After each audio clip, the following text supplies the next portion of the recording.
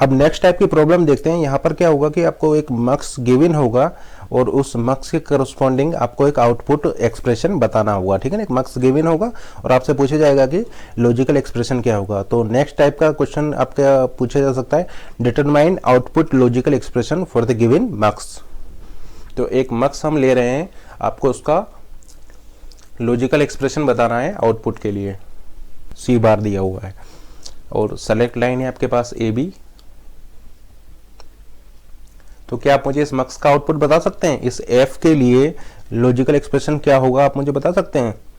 देखिए एक्सप्रेशन क्या हो जाएगा, F is equal to A bar B bar dot I naught पे क्या है आपका C bar plus A bar B dot I one पे क्या है आपका C bar plus A B bar, I two पर क्या है आपका सी प्लस ए बी और आई थ्री पर क्या है आपका, आई थ्री पर है आपका सी। तो ये आपका एक्सप्रेशन हो जाएगा। अब देखिए अगर आप इन दोनों टर्म्स को देखें, यहाँ से ए बार सी बार आप कॉमन ले सकते हैं और इन दोनों टर्म्स में से आप ए सी कॉमन ले सकते हैं। तो आउटपुट एक्सप्रेशन क्या हो जाएगा, F is equal to A XNOR C, यानी आंसर आ जाएगा आपका ए एक्सनोर सी। तो इस मक्स का आउटपुट हो जाएगा ए एक्सनोर सी।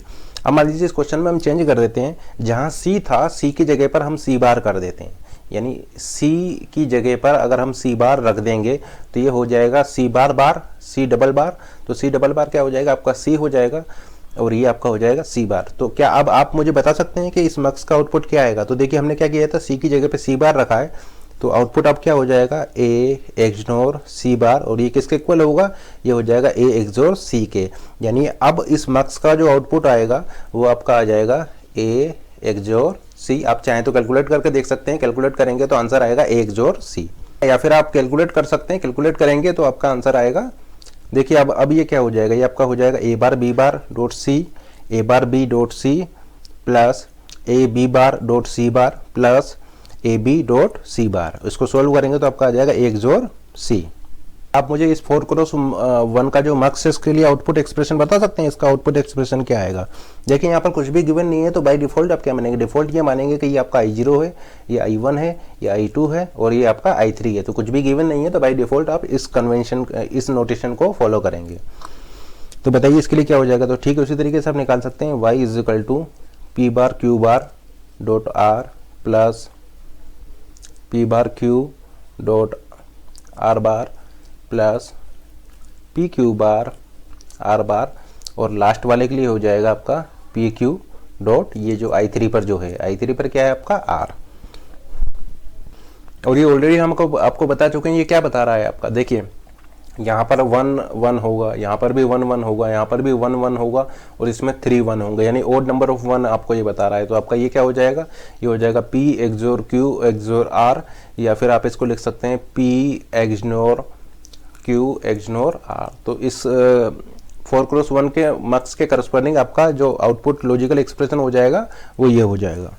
क्या इस 4x1 मक्स के लिए आप मुझे आउटपुट बता सकते हैं? ये जो 4x1 का जो मक्स है इसके करस्पॉन्डिंग आउटपुट क्या हो जाएगा?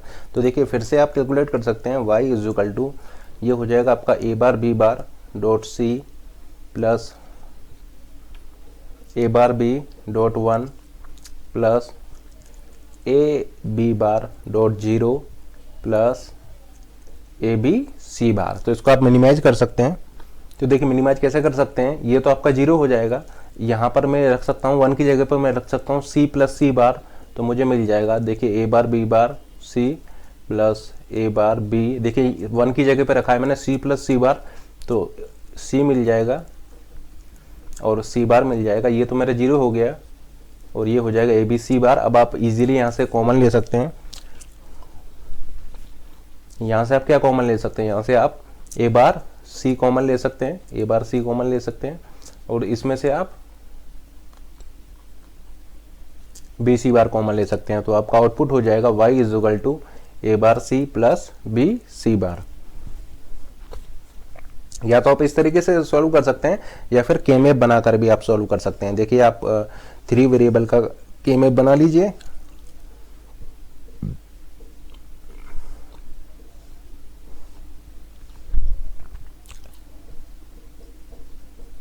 और सी। यहाँ पर आपको मिलेगा ए बार बी बार सी। फिर है आपके पास ए बार बी, ए बार और बी कहाँ पर आ रहा है, इन दोनों में आ रहा है। फिर आपके पास है ए बी सी बार, यानी ए बी सी बार, यानी ये 1 हो जाएगा। अब इस केएमएफ को आप इजीली सॉल्व कर सकते हैं। यहाँ पर 2 पेयर आपके बनेंगे, तो देखिए आंसर क्या आ जाएगा, आंसर आपका यही आ जाएगा। यहाँ से आ जाएगा ए बार सी और इस वाले पेयर से आंसर आ जाएगा ए बार आपका मिनिमाइज हो जाएगा बी सी बार। तो या तो केएमएफ बना के सॉल्व कर सकते हैं या फिर इस तरीके से भी आप इसको सॉल्व कर सकते हैं। तो इस 4x1 के मक्स के करस्पॉन्डिंग आउटपुट लॉजिकल एक्सप्रेशन आपको ये मिलेगी। तो अगर इस टाइप का क्वेश्चन आता है कि आपको मक्स गिवन है, आपसे पूछा जाता है कि आउटपुट के लिए लॉजिकल एक्सप्रेशन क्या होगा, तो आप इस तरीके से उसको सॉल्व कर सकते हैं। या तो डायरेक्ट सिंप्लीफिकेशन लगा सकते हैं या फिर केएमएफ का यूज करके उसको सिंप्लीफाई कर सकते हैं। नेक्स्ट टाइप के क्वेश्चन यहाँ पर मक्स में वो इस तरीके से पूछ सकता है कि आपको एक एसओपी में एक्सप्रेशन गिवन हो, एसओपी या पीओएस में एक्सप्रेशन गिवन हो, और वो आपसे पूछ सकता है कि इसके करस्पॉन्डिंग आप मक्स को इंप्लीमेंट कीजिए। यानी अभी तक हमने क्या देखा था, मक्स था, मक्स के करस्पॉन्डिंग हमने एक्सप्रेशन लिखा था। अब वो ये भी पूछ सकता है कि आपको एक एक्सप्रेशन गिवन हो, उस एक्सप्रेशन के करस्पॉन्डिंग आपको मक्स डिजाइन करना है। तो नेक्स्ट टाइप के क्वेश्चन देखते हैं जहां पर कि आपको एक्सप्रेशन गिवन होगी, एसओपी में भी हो सकती है, पीओएस में भी हो सकती है, और उसके करस्पॉन्डिंग आपको मक्स डिजाइन करना होगा। ये मान लीजिए आपको एक एसओपी में एक्सप्रेशन गिवन है, यहाँ पर 3 वेरिएबल है, ए कोमा बी कोमा सी, और ये सम ऑफ प्रोडक्ट आपको गिवन है एसओपी में 0 1 3 6 और 7, ये आपको गिवन है। आपको क्या डिजाइन करना है, एक मक्स डिजाइन करना है जहां पर कि आपको ए बी को एज ए सेलेक्ट लाइन लेना है। Select A B as A select line आपको यहाँ पर लेना है। अब जैसे कि आप यहाँ पर देख रहे हैं, ए क्या है, ए आपका है एमएसबी, और सी क्या है, सी है आपका एलएसबी। यानी आपको जो मक्स डिजाइन करना है वो इस तरीके से करना है। ए बी को आपको सेलेक्ट लाइन लेना है, ये 4x1 का आपका मक्स है, और यहाँ पर आपको इस फंक्शन को एफ को इम्प्लीमेंट करना है, और ये आपकी डेटा लाइन हो जाएगी। और ये मान लीजिए आपका है I0, I1, I2 and I3। तो इस टाइप से आपको ये 4x1 का मक्स डिजाइन करना है। ए बी को एज ए सेलेक्ट लाइन लेना है। तो आपको बताना है कि यहाँ पर आप क्या इनपुट लेंगे जिससे कि ये 4x1 का मक्स जो है, इसका जो आउटपुट हो वो इसको इम्प्लीमेंट हो सके। इस 4x1 का जो मक्स है उसका आउटपुट ये आए। तो देखिए अभी आपको नहीं पता है कि आपको I0, I1, I2, I3 पर क्या लेना है। देखिए यहाँ पर आप जो 2 वेरिएबल आपने यहाँ पर ले लिए, ये जो सेलेक्ट लाइन पर ले लिए, सेलेक्ट लाइन पे आपने 2 वेरिएबल ले चुके हैं, ए को ले चुके हैं और बी को ले चुके हैं। यानी यहाँ पर आप किसको लेंगे, आप थर्ड वेरिएबल सी को लेंगे, यानी आप यहाँ पर एलएसबी को लेंगे। इन डेटा लाइन्स पर आप एलएसबी को लेंगे, लेकिन वो किस तरीके से लें कि आपका जो आउटपुट है वो ये आए। तो एक काम करते हैं, इसके लिए हम टेबल बनाते हैं। देखिए I0, I1, I2 and I3। हमें नहीं पता है कि हम यहाँ पर क्या लें, लेकिन हमें ये पता है कि ए बी को हमने ले लिया। देखिए यहाँ पर 3 वेरिएबल का ये फंक्शन है, ये जो फंक्शन है ये 3 वेरिएबल का है। 2 वेरिएबल हमने यहाँ पर सेलेक्ट लाइन पे ले लिए हैं, ए और बी। थर्ड वेरिएबल को हमें यहाँ पर लेना है, लेकिन हमें नहीं पता है कि हम यहाँ पर क्या लें। यहाँ पर हम क्या क्या ले सकते हैं, 0 ले सकते हैं, 1 ले सकते हैं, सी ले सकते हैं और सी बार ले सकते हैं। यानी 4 चॉइसेस हैं जो कि हम इस डेटा लाइन पर ले सकते हैं। या तो हम 0 ले सकते हैं, या फिर 1 ले सकते हैं, या फिर सी ले सकते हैं, या फिर सी बार भी ले सकते हैं। तो ए बी को हमने यहाँ पर ले लिया है। इस फंक्शन को इम्प्लीमेंट करने के लिए यहाँ पर हमारे पास डेटा लाइन्स के लिए 4 चॉइसेस हैं, 0, 1, सी और सी बार। लेकिन हमें क्या लेना है वो हम इस टेबल से कैलकुलेट करने जा रहे हैं। तो देखिए हम यहाँ पर सी बार भी ले सकते हैं और हम यहाँ पर सी को भी ले सकते हैं। इस तरीके से हम ये टेबल डिजाइन करते हैं। अब देखिए ये किस तरीके से हम इसको फिल करेंगे। अब देखिए ए, बी और सी, यहाँ पर कि ए आपका एमएसबी है और सी आपका एलएसबी है। तो ये तो अब देखिए ए बी को आपने एज ए सेलेक्ट लाइन लिया हुआ है, ए बी को आपने एज ए सेलेक्ट लाइन लिया है। तो ए बी के हम 4 कॉम्बिनेशन ले सकते हैं, 0 0, 0 1, 1 0 और 1 1। 0 0 लेने पर क्या सेलेक्ट होगा, 0 0 लेने पर आपका I0 सेलेक्ट होगा, 0 1 लेने पर I1 सेलेक्ट होगा, 1 0 लेने पर I2 सेलेक्ट होगा और 1 1 लेने पर आपका I3 यहाँ पर सेलेक्ट होगा। तो देखिए ए बी की वैल्यू अगर आपने 0 0 ले ली, ए बी की वैल्यू अगर आपने 0 0 ले ली, तो देखिए ये रहा आपका ए बी की वैल्यू अगर आपने 0 0 ले ली तो आपका क्या सेलेक्ट हो रहा है, आपका I0 सेलेक्ट हो रहा है। ए बी की वैल्यू 0 0 लेने पर आपका क्या सेलेक्ट हो रहा है, आई नोट सेलेक्ट हो रहा है, ठीक है ना, आई नोट आपका सेलेक्ट हो रहा है। लेकिन सी की वैल्यू 0 लेने पर आपका सी बार सेलेक्ट होगा और सी की वैल्यू 1 लेने पर आपका सी सेलेक्ट होगा। अब ये क्या है, देखिए ये आपका है 0 1 2 3 4 5 6 और 7, क्योंकि देखिए ये आपका नंबर्स यहाँ पर गिवन है 0 1 3 6 और 7, तो नंबर्स के टर्म्स में ही हम इस टेबल को फिल करने जा रहे हैं, क्योंकि आपके नंबर्स ही यहाँ पर गिवन है और एसओपी में हम लिख रहे हैं। तो अगर पीओएस में गिवन है तो आप उसको एसओपी में कन्वर्ट कर लीजिए और देन फिर इस प्रोसीजर को आप लगा सकते हैं, ठीक है ना। ये तो डायरेक्टली एसओपी में गिवन है, लेकिन अगर पीओएस में हो तो आप एसओपी में कन्वर्ट करके फिर इस प्रोसीजर को लगा सकते हैं, क्योंकि टेबल हम यहाँ पर एसओपी के लिए बना रहे हैं। तो देखिए अगर a और b की वैल्यू 0 0 है तो आई नोट आपका सेलेक्ट होगा, जिसमें से कि अगर c की वैल्यू 0 है यानी c बार होगा। देखिए यहाँ पर क्या है, c की वैल्यू 0 होने का मतलब है c बार, c की वैल्यू 1 होने का मतलब है c, ठीक है ना। एसओपी में c की वैल्यू 0 होने का मतलब है c बार और एसओपी में c की वैल्यू 1 होने का मतलब है c। तो एसओपी में हम इसको बना रहे हैं, अगर पीओएस में आता है तो आप उसको एसओपी में कन्वर्ट करके फिर इस प्रोसीजर को लगाएंगे, क्योंकि टेबल हमने एसओपी के लिए बनाया है। तो देखिए यहाँ पर आपका आ जाएगा 0 और यहाँ पर आ जाएगा आपका 1, क्योंकि देखिए a और b की वैल्यू 0 0 होने पर, a b की वैल्यू 0 0 होने पर आई नोट सेलेक्ट हो रहा है। तो a और b की वैल्यू 0 0 होने पर आपका क्या सेलेक्ट होगा, यहाँ पर आपका आई नोट सेलेक्ट होगा। a और b की वैल्यू 0 0 है तो आपका यहाँ पर क्या सेलेक्ट होगा, आई नोट सेलेक्ट होगा। तो हमने आई नोट को सेलेक्ट कर लिया। अब देखिए अगर आपका c की वैल्यू 0 है, c की वैल्यू 0 है तो c बार पर जाएगा वो, और c की वैल्यू 1 है तो वो c पर जाएगा। इसका मतलब ये क्या है, 0 0 0 क्या है आपका, ये 0 है तो 0 होने पर ये एंट्री यहाँ पर आएगी। 0 0 1 क्या है आपका, 1 है तो 1 होने पर आपकी एंट्री यहाँ पर आएगा। नेक्स्ट देखते हैं, जब a की वैल्यू 0 होगी और b की वैल्यू 1 होगी तो i1 सेलेक्ट होगा। तो देखिए a की वैल्यू 0 है और b की वैल्यू 1 है, तो a की वैल्यू 0 होगी और b की वैल्यू 1 होगी तो आपका यहाँ पर क्या सेलेक्ट होगा, यहाँ पर आपका i1 सेलेक्ट होगा। तो i1 आपका सेलेक्ट हो चुका है। अब देखिए यहाँ पर क्या है, यहाँ पर है c की वैल्यू 0 और यहाँ पर है c की वैल्यू 1, यानी अगर c की वैल्यू 0 होगी तो c की वैल्यू 0 का क्या मतलब है, यहाँ पर 2, यानी 2 आपका यहाँ पर आएगा और 3 आपका यहाँ पर आएगा, ठीक है ना। क्योंकि ये क्या है, ये आपका 2 है, 0 1 0 आपका 2 है और 0 1 1 आपका 3 है। इसी तरीके से देखिए 1 0, अगर a की वैल्यू 1 हो और b की वैल्यू 0 हो तो 1 0 होने पर आपका i2 सेलेक्ट हो रहा है, यानी देखिए आपका i2 सेलेक्ट हो जाएगा, यहाँ पर i2 सेलेक्ट हो जाएगा। और 4 कब आएगा, 4 आएगा जब c की वैल्यू 0 होगी, यानी c बार पर 4 आएगा, c बार पर 4 आएगा। i2 सेलेक्ट हो चुका है, c बार पर 4 आएगा और c पर आपका 5 आएगा, क्योंकि c की वैल्यू 1 है यहाँ पर। इसी तरीके से अगर आप a और b की वैल्यू 1 1 ले लेंगे तो आपका i3 सेलेक्ट होगा। तो देखिए यहाँ पर आपका i3 सेलेक्ट हो गया है, a और b दोनों की वैल्यू 1 1 है, i3 सेलेक्ट हो गया है। 6 आएगा जब c की वैल्यू 0 होगी, यानी 6 आपका यहाँ पर आएगा, और 7 आएगा जब c की वैल्यू 1 होगी तो 7 आपका यहाँ पर आएगा। तो इस तरीके से आप इस टेबल को फिल कर सकते हैं और इसको आप इस तरीके से कैलकुलेट कर सकते हैं।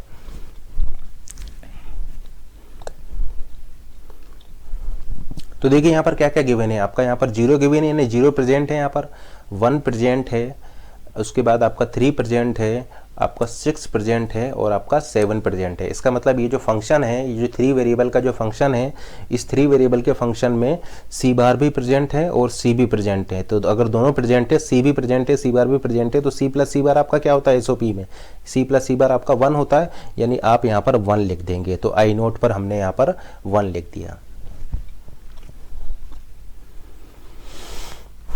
क्योंकि यहाँ पर c भी प्रेजेंट है और c बार भी प्रेजेंट है। देखिए i1 के लिए, देखिए i1 के लिए केवल आपका c प्रेजेंट है, c बार आपका एब्सेंट है, तो यहाँ पर आप केवल c लिखेंगे। तो देखिए i1 पर आपका केवल c आ जाएगा। देखिए यहाँ पर i2 के लिए आपका c भी एब्सेंट है और c बार भी एब्सेंट है, तो यहाँ पर क्या आ जाएगा, 0 आ जाएगा। तो i2 के लिए आप यहाँ पर 0 लिख देंगे। इसी तरीके से देखिए i3 के लिए आपका c बार भी प्रेजेंट है और c भी प्रेजेंट है, तो c प्लस c बार आपका हो जाएगा 1, यानी i3 पर आपका यहाँ पर 1 आ जाएगा।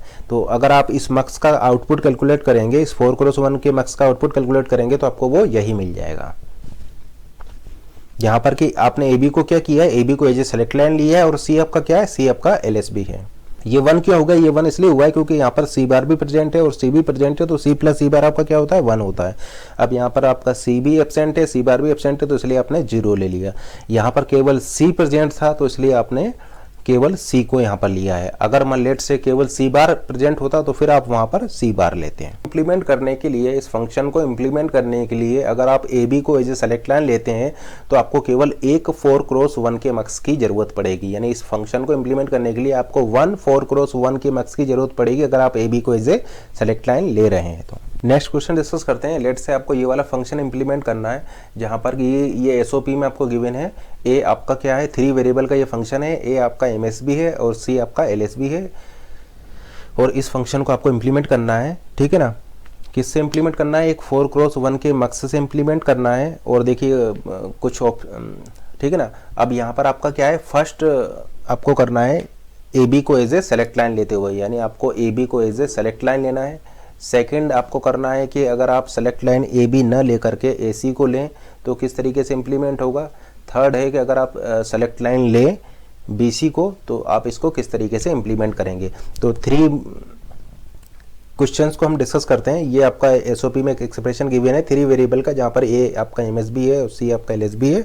और फर्स्ट क्वेश्चन है कि आपको एक 4x1 का मक्स से इसको इंप्लीमेंट करना है जहाँ पर कि ए बी को आपको एज ए सेलेक्ट लाइन लेना है। Implement with A B as A select line. Second question है implement with A C as A select line. और थर्ड क्वेश्चन है implement with B C as A select line. यानी first question में आपको A B को as ए select line लेना है, second question में ए सी को आपको एज ए सेलेक्ट लाइन लेना है और थर्ड क्वेश्चन में आपको बी सी को एज ए सेलेक्ट लाइन लेना है। तो पहले फर्स्ट क्वेश्चन करते हैं।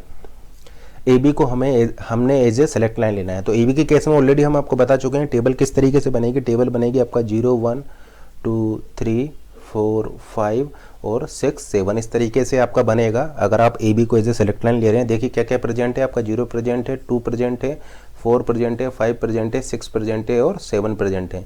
तो देखिए यहाँ पर क्या प्रेजेंट है, सी बार प्रेजेंट है, यहाँ पर भी आपका सी बार प्रेजेंट है, यहाँ पर आपका दोनों प्रेजेंट है तो 1 हो जाएगा, यहाँ पर भी दोनों प्रेजेंट है तो 1 हो जाएगा। इसका मतलब आप यहाँ पर सी बार रखेंगे, यहाँ पर भी सी बार रखेंगे और यहाँ पर 1 रखेंगे, यहाँ पर 1 रखेंगे। तो ये 4x1 का मक्स आपको इस तरीके से इंप्लीमेंट करना पड़ेगा अगर आप ए बी को एज ए सेलेक्ट लाइन ले रहे हैं और आपको ये फंक्शन को इंप्लीमेंट करना हो तो देखिए कितने आपको मक्स लगेंगे।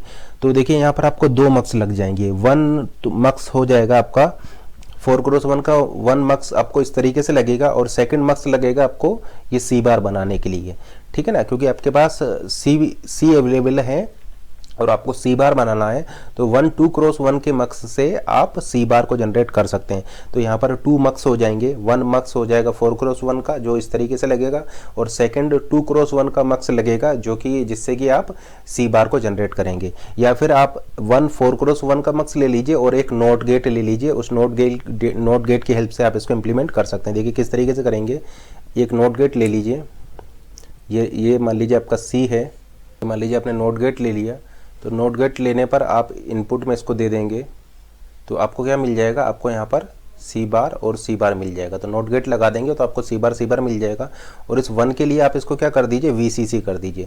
तो यहाँ पर आपको 1 देना है तो इसको VCC कर दिया और यहाँ पर आपने नोट गेट लगा दिया तो आपको सी बार मिल जाएगा। तो इस तरीके से आपको ये फंक्शन को आप इस मक्स से इंप्लीमेंट कर सकते हैं।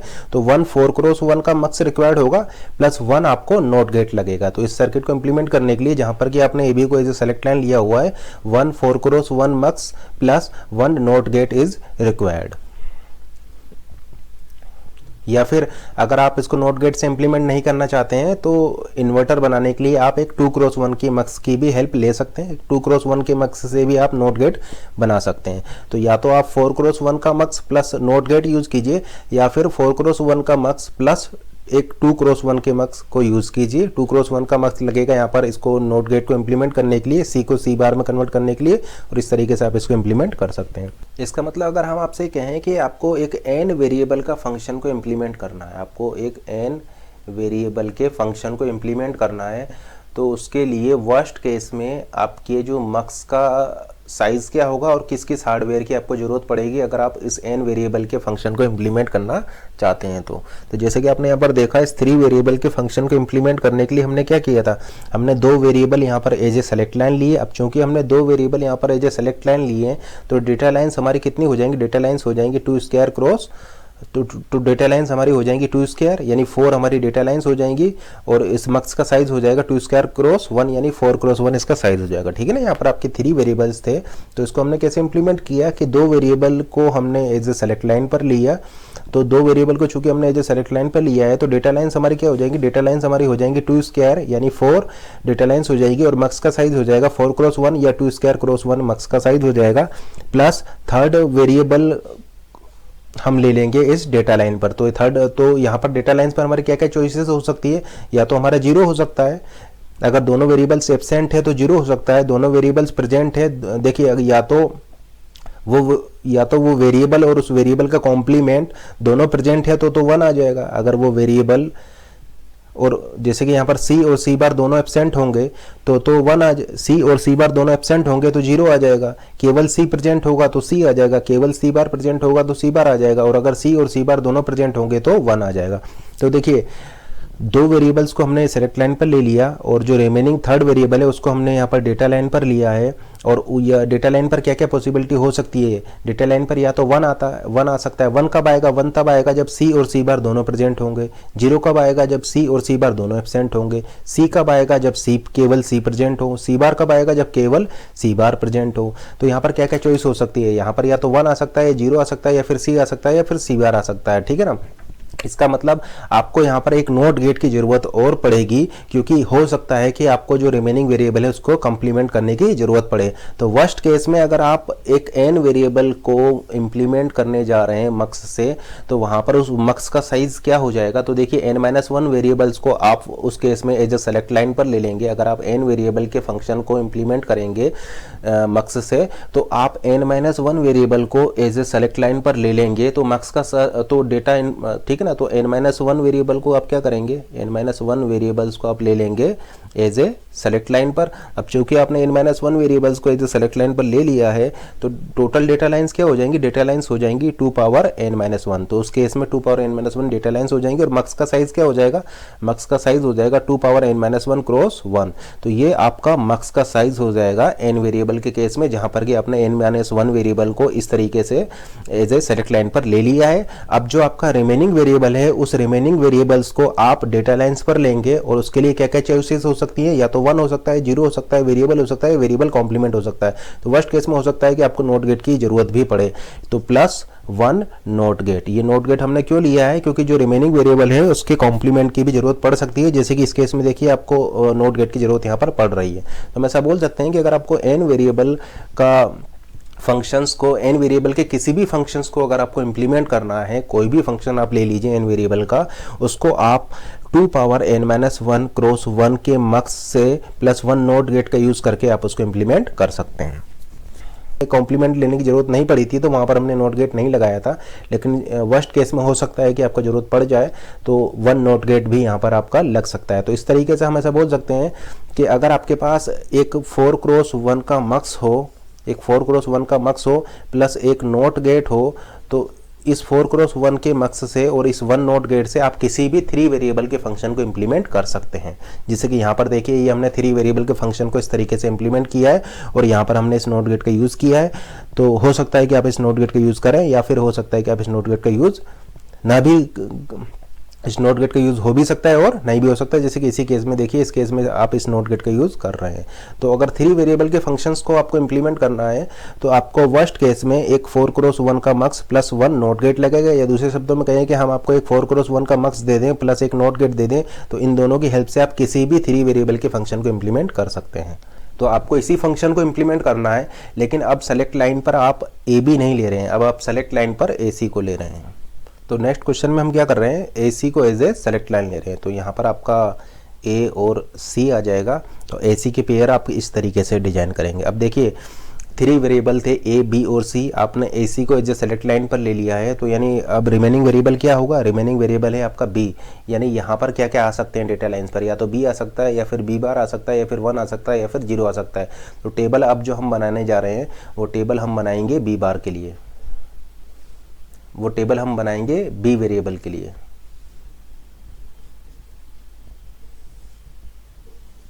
तो लेट से यहाँ पर हमने लिख लिया B, और यहाँ पर है आपका B बार।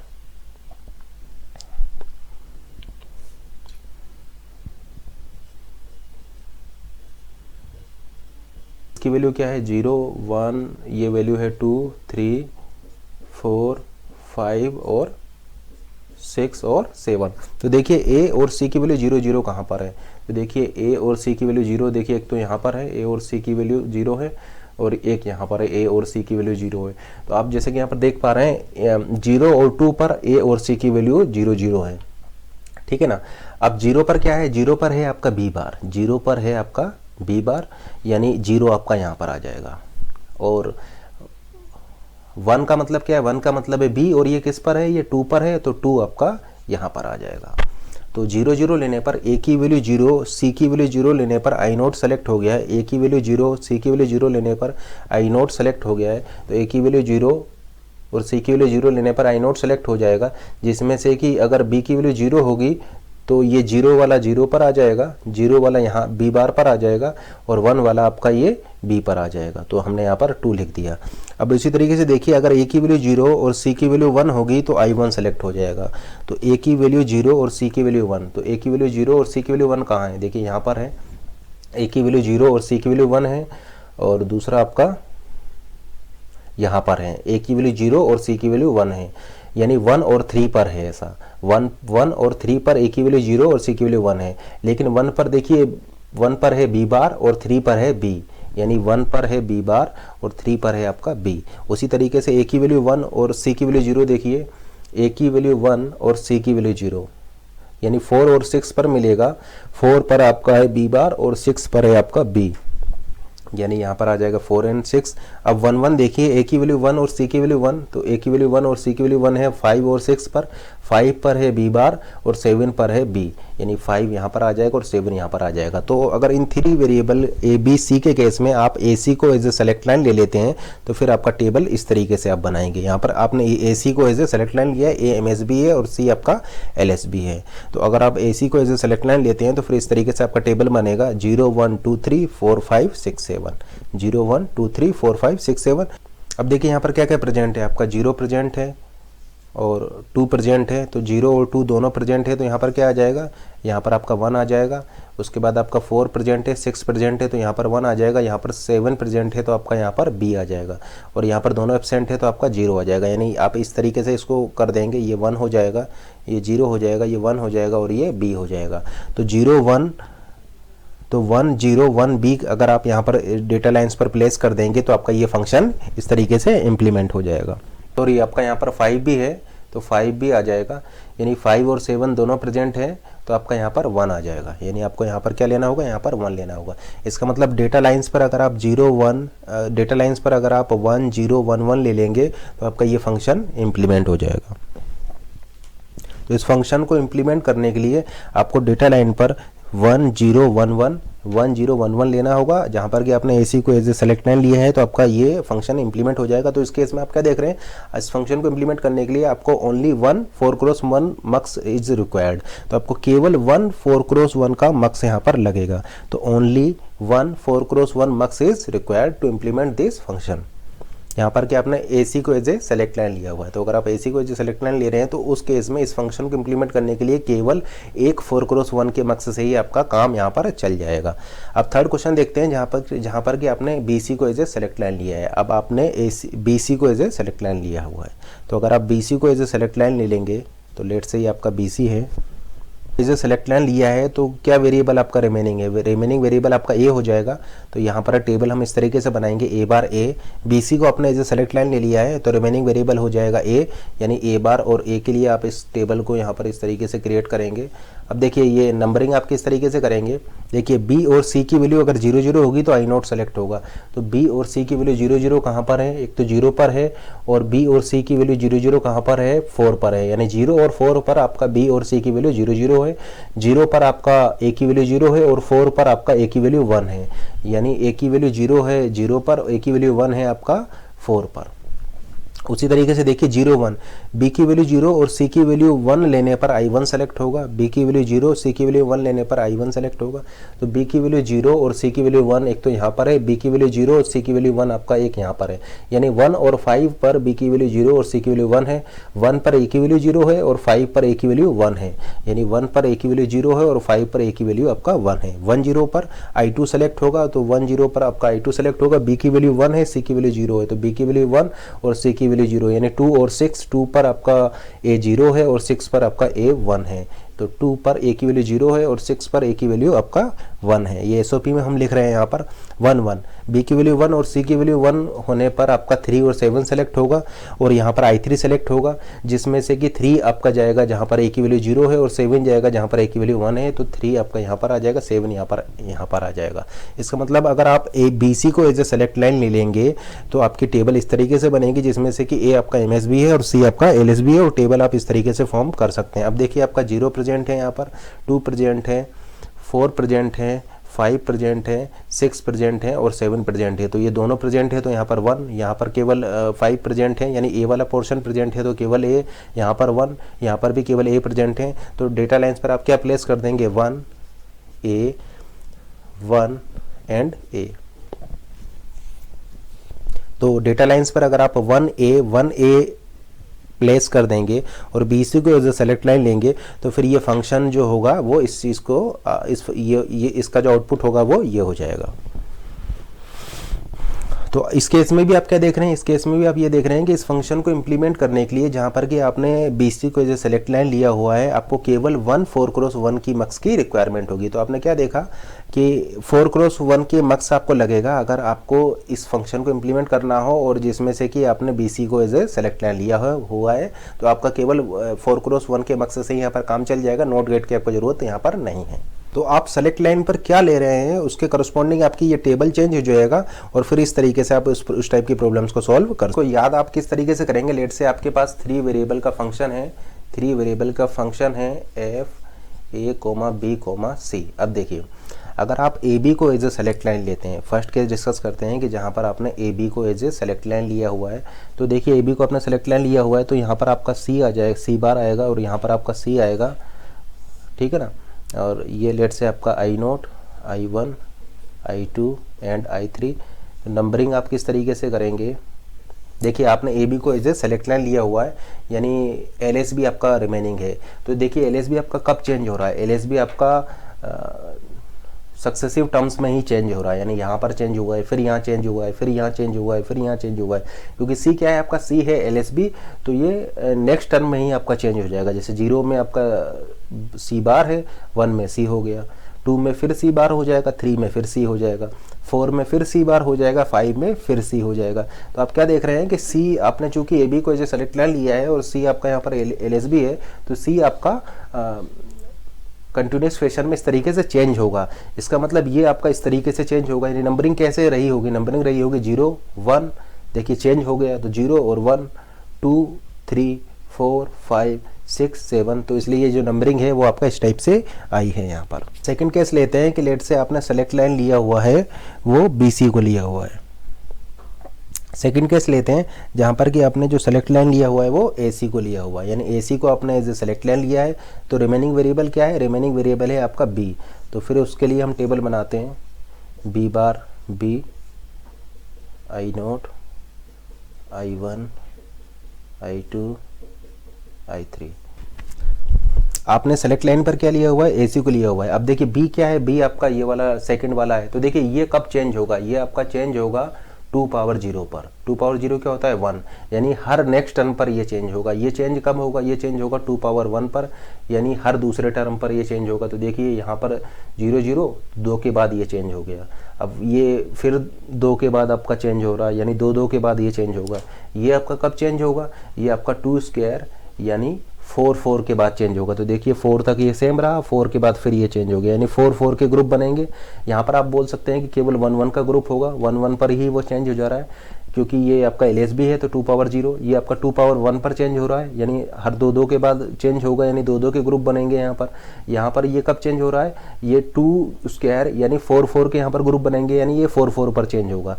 तो यहाँ पर आपका क्या लिया हुआ है, आपने B और B बार लिया हुआ है, तो ये चेंज कब होगा, ये हर दो दो पर होगा। तो दो दो पर कब चेंज हो पाएगा, जब आप इसको इस तरीके से लेंगे 0 1 2, यानी 0 और 2, तो डिफरेंस कितने का आ गया 2, यानी दो दो के ग्रुप बनेंगे, तो 2 पे आपका चेंज हो रहा है। तो 0 1 2 3, अब देखिए इसमें भी दो पर ये चेंज हुआ है, तो 0 1 2 3 4 5 6 और 7, तो देखिए ये 2 पर चेंज हुआ है, ये भी 2 पर चेंज हुआ है। तो इसके लिए टेबल आप इस तरीके से बनाएंगे तभी ऐसा पॉसिबल हो पाएगा।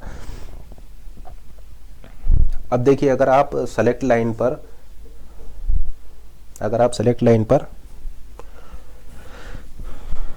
BC को ले लेते हैं तो आपका रिमेनिंग वेरिएबल क्या हो जाएगा, रिमेनिंग वेरिएबल आपका हो जाएगा A, तो A आपका रिमेनिंग वेरिएबल हो जाएगा। तो टेबल फिर आप डायरेक्टली कैसे बनाएंगे, I0 I1 I2 and I3। अब देखिए ये जो आपका A वेरिएबल है ये कब चेंज हो रहा है, ये आपका 4 4 पर चेंज होगा, या फिर ग्रुपिंग यहाँ पर 4 4 की होगी। तो 4 की ग्रुपिंग आपको कब मिलेगी, जब आप इस तरीके से नंबरिंग करेंगे, यानी 0 1 2 3। अब देखिए 4 हो चुका है, अब ये चेंज हो गया, यानी आपका ये 4 का रहेगा यहाँ पर, तो 4 5 6 7, तो ये देखिए ये 4 4 का आपका आ रहा है यहाँ पर। तो नंबरिंग आपको इस तरीके से करनी पड़ेगी, तभी ये 4 4 पर आपका ये चेंज होगा। तो डायरेक्टली आप इस तरीके से भी इसको कैलकुलेट कर सकते हैं, या जो पहले तरीका बताया था उस तरीके से भी आप इसको कर सकते हैं। तो ये टेबल बना करके आप इस टाइप के क्वेश्चंस को सॉल्व कर सकते हैं, और कितने मार्क्स लगेंगे ये भी आप यहाँ पर कैलकुलेट कर सकते हैं।